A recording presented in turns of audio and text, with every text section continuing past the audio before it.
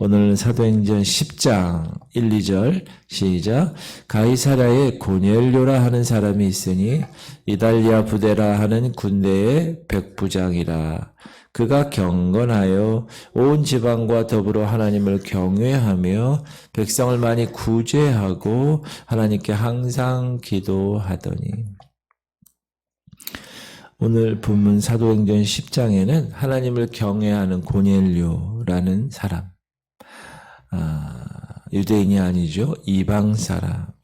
근데 그가 우리가 생각할 때 하나님이 선택한 이스라엘만, 유대인에게만 구원이 이르렀다고 생각을 했는데, 오늘 이방인이라고 하는 고넬료, 그가 어떻게 하나님의 구원에 이르렀는가에 대한 자세한 과정을 살펴보겠습니다. 베드로가 욥바에 머물고 있었을 때 가이사랴에는 고넬료라는 사람이 살고 있었습니다. 예루살렘이 가운데 있고요. 거기서 65km 정도 거리, 항구 욥바죠. 욥바에서 50km 또 위로 올라가면 가이사랴, 여기도 항구입니다. 이 가이사랴라는 말은 원래 황제라는 말이죠. 가이사라. 그래서 영어 발음으로 Caesar. 그래서 그 황제의 칭호입니다. 근데 이제 헤롯이 분봉왕으로 여기 있을 때 그 헤롯에게 바친 항구. 그래서 왔다 갔다 로마에서 이 유대까지 왔다 갔다 할 때 배를 댈 만한 곳이 없으니까 인공 항구를 이 헤롯이 만들지요. 그래서 황제에게 바칩니다. 그 항구를. 그래서 이름이 가이사랴예요. 그러니까 헤롯이 대단한 아부를 바친 거죠. 쉽게 얘기하면. 자, 욥바에는 베드로가 있고 가이사랴에는 고넬료가 있습니다. 그런데 가이사랴에 살고 있는 고넬료에게 하나님이 보내신 천사가 나타나서 지시를 내리죠. 시작. 하루는 제9시쯤 되어 환상 중에 밝히 봄에 하나님의 사자가 들어와 이르되 고넬료야 하니 이방인에게 나타난 거예요. 고넬료가 주목하여 보고 두려워 이르되 주여 무슨 일이니까? 천사가 이르되 네 기도와 구제가 하나님 앞에 상달되어 기억하신 바가 되었으니 네가 지금 사람들을 욥바에 보내어 베드로라 하는 시몬을 청하라.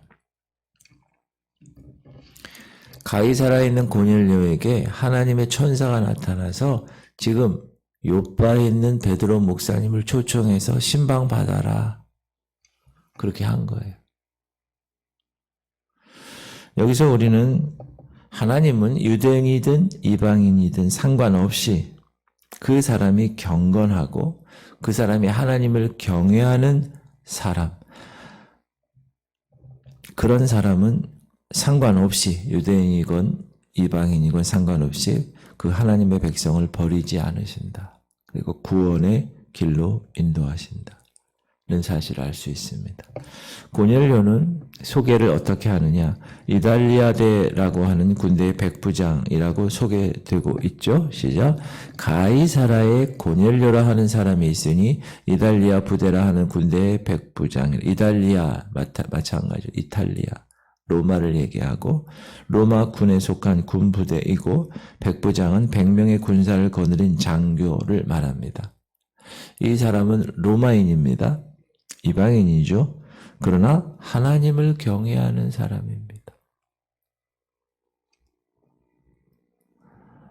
로마에 있지 않고 지금 가이사랴에 있는 거 보면 파송을 받았겠죠. 그렇죠? 그런데 하나님을 경외하는 사람, 어떤 과정에 의해서 그가 하나님을 알게 되었는지는 모르지만 오늘 본문은 그가 하나님을 경외하는 사람으로, 그리고 하나님을 얼마나 잘 섬기는지 놀랍게 칭찬해주고 있는데, 그가 경건하여 온 지방과 더불어 하나님을 경외하며 백성을 많이 구제하고 하나님께 항상 기도하더니, 여기서 그가 경건했다. 이 경건해라는 말 자체가 유세베스라는 말인데, 이 세보라는 말은 예배를 드린다는 뜻이에요. 그러니까 그가 경건했다는 것은 그가 하나님의 경외하심을 깨닫고 예배자가 되어 있었다. 참된 예배자였다. 자신의 몸을 하나님께 거룩한 산제사로 드리는 영적 예배의 주인공으로 삶을 살았다. 물론 경건이란 말이 여러 가지로 해석이 되지만 오늘 본문의 고넬료에게 있어서의 경건은 하나님 뜻대로 그분을 예배하며 사는 사람을 이야기하고 있습니다. 또 경건이란 말은 신앙이 깊다라는 뜻도 있습니다. 왜냐하면 신앙이 깊지 않으면 하나님을 경외해서 그 하나님이 말씀하신 그 삶의 열매를 맺기가 어렵기 때문에 그렇습니다. 경건에는, 참된 경건에는 참된 열매가 맺혀집니다. 이것은 신앙이 두텁지 않고는 어려운 일입니다. 그리고 경건은 그 깊은 신앙심에 특별히 주님 재림에 대한 소망에 굳게 서 있지 않으면 안 됩니다. 우리가 지금 새벽 기도를 하고 큐티를 하고 공동체 성경 읽기를 하고 각 예배 때마다 나와서 예배를 드리는 이 모든 일들이 다 경건의 생활입니다. 그런데 경건에는 헛된 경건도 있다고 성경은 경고합니다. 헛된 경건. 누구든지 스스로 경건하다 생각하며 자기 혀를 재갈 물리지 아니하고 자기 마음을 속이면 두 가지예요. 자기 혀를 재갈 물리지 아니하고 자기 마음을 속이면 이 사람의 경건은 헛것이라. 하나님 아버지 앞에서 정결하고 더러움이 없는 경건은 곧 고아와 과부를 그 환난 중에 돌보고 자기를 지켜 세속에 물들지 아니하는 그것이니라. 경건한 사람은 오늘 두 가지를 얘기하죠. 자기 혀를 재갈 물리지 아니하고 말조심하라는 거죠. 말에 덕이 있어야 한다는 거죠. 그 말을 들으면 그 사람을 알 수 있습니다. 그 사람의 인격과 생각과 사상과 철학을. 그러므로 말을 조심해야 합니다. 요즘은 그런 게 없는데 옛날에 저 어렸을 때는 개조심, 이렇게 집 대문 앞에 붙여서 개조심. 따라합시다. 말조심. 여러분, 하나님의 사람들, 경건한 사람은 말 잘합니다. 잘해야 합니다. 헛된 말 하지 말고. 그리고 성경은 참된 경건은 마음이 진실해야 된다. 마음을 속이면 안 된다. 이건 제가 계속 강조하지만 의도의 순수성입니다. 목사가 목회를 하는 의도가 어떤가? 그건 하나님은 아시죠. 그 마음. 목사라도 하나님이 아십니다. 여러분이 하나님의 자녀로서 오늘 하루 어떻게 살아갈 때 여러 가지 행동과 말을 하는데 그것에 대한 의도가 뭐냐? 마음이 진실해야 합니다. 사람을 대할 때도 그렇고. 그렇죠? 직장에서나 누구를 만날 때도 그렇고 어떤 일을 할 때도 그렇고 진실한 마음. 그것이 주님이 얘기하는 경건입니다. 두 가지 말에 덕이 있어요. 말조심, 마음의 진실함. 그리고 그 경건은 성경은 뭐라고 그러느냐? 그 참된 경건에는 능력이 따른다고 얘기합니다.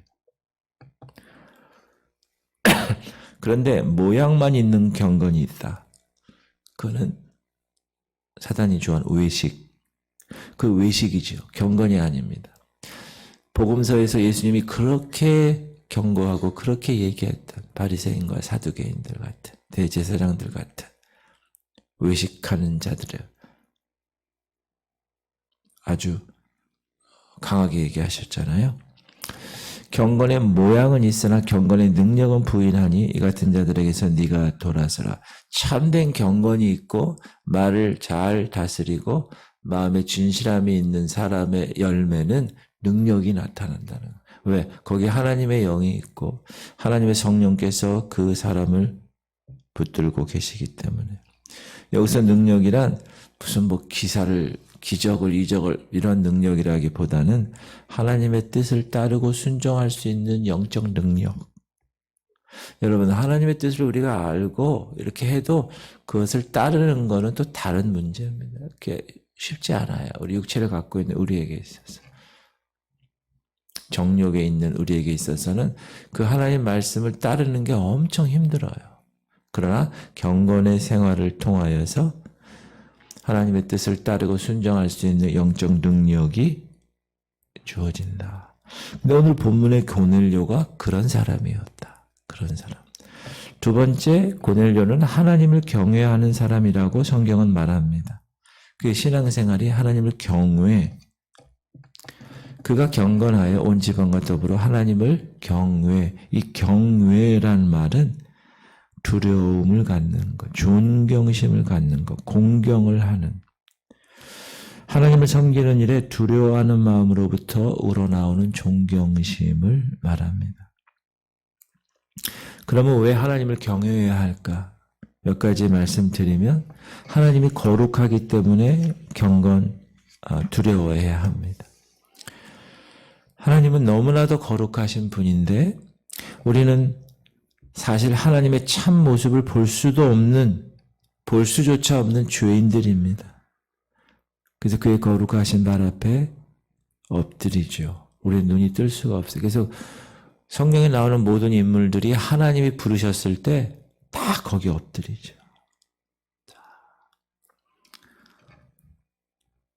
하나님을 경외하는 모습입니다. 그래서 우리는 그분을 경외해요. 캐톨릭에서는 사제들이 이제 이렇게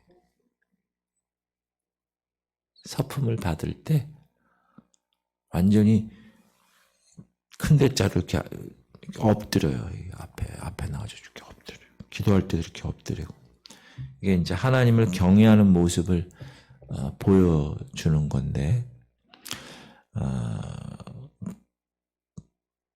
하나님을 경외하는 삶은 너무나 중요하다라는 것입니다. 두 번째는 경외하는 이유가 하나님을 경외하는 두렵고 떨리는 마음으로 그분을 대하는 존경하는 것은 그분이 죄의 사유하심을 하실 수 있는 분이시기 때문에 오직 죄를 사하실 수 있는 분은 그분만이기 때문에 우리 인간은 죄 문제를 해결할 수 없습니다. 그래서 그분을 경외해야 되고 또 그분이 심판주이시기 때문에 경외해야 합니다. 그분이 저울을 가지고 우리의 삶의 모든 것들을 재고 계십니다. 그리고 나중에 계산하십니다. 여러분 그 그리스도의 심판대 앞에 쓸 것을 항상 생각하며 사시길 바랍니다.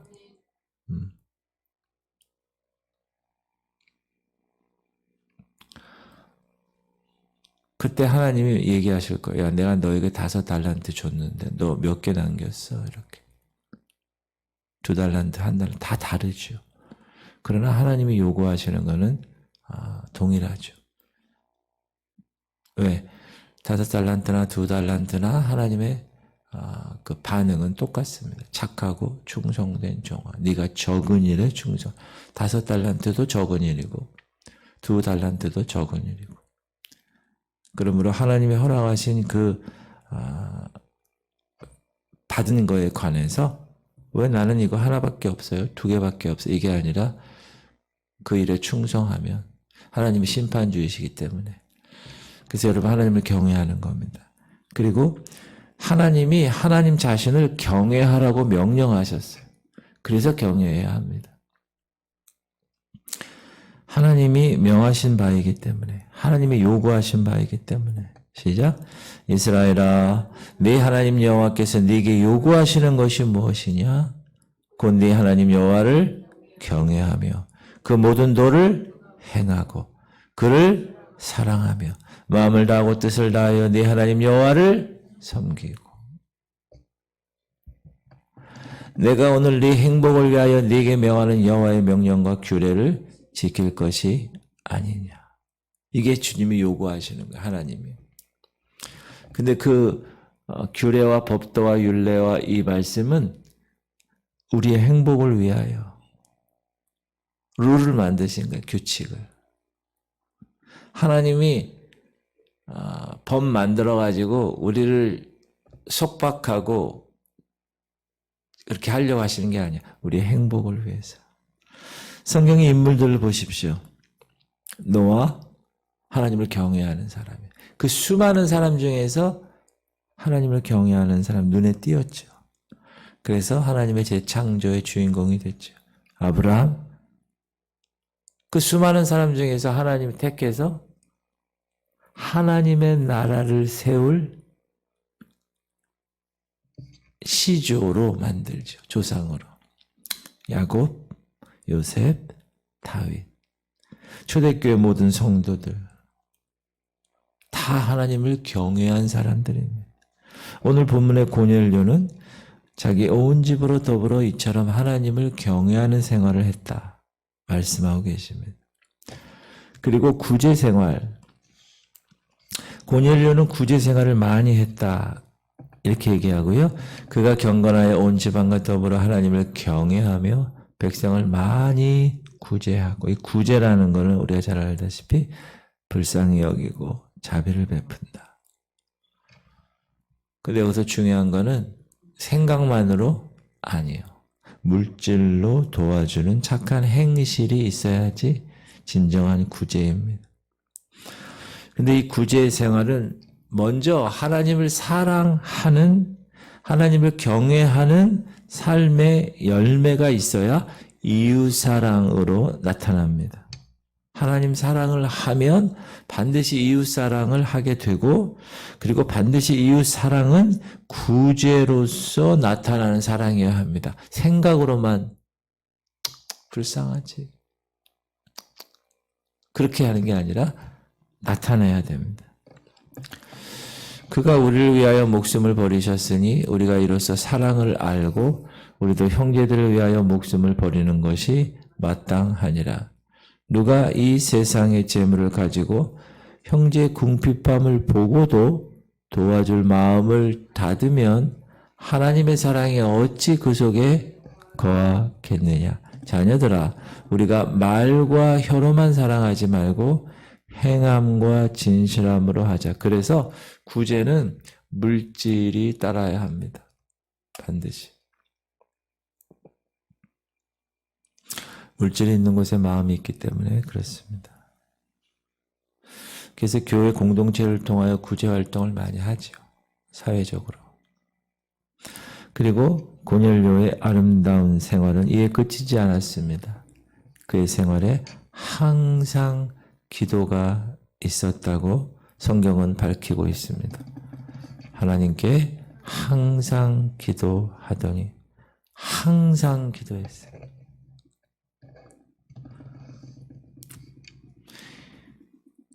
이 항상이란 말로 그의 기도를 평가합니다. 진실함과 성실함. 여러분, 성실하지 않으면 항상 기도할 수 없어요. 진실하지 않으면 기도 자체를 할 수가 없어요.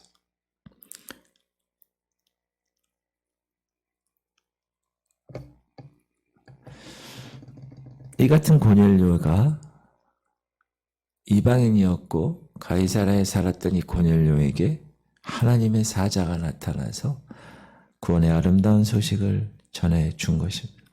사랑하는 성도님들, 하나님의 눈은 온 세상, 세계 어디서나 의로운 자를 살피신다고 하셨습니다. 우리가 하는 모든 일도 하나님은 낱낱이 살피시고 우리 행복을 위하여 하나님 아름다운 상급으로 보상해 주신다는 사실을 아시기 바랍니다. 그런 21세기 고넬료가 되시기를 축복합니다.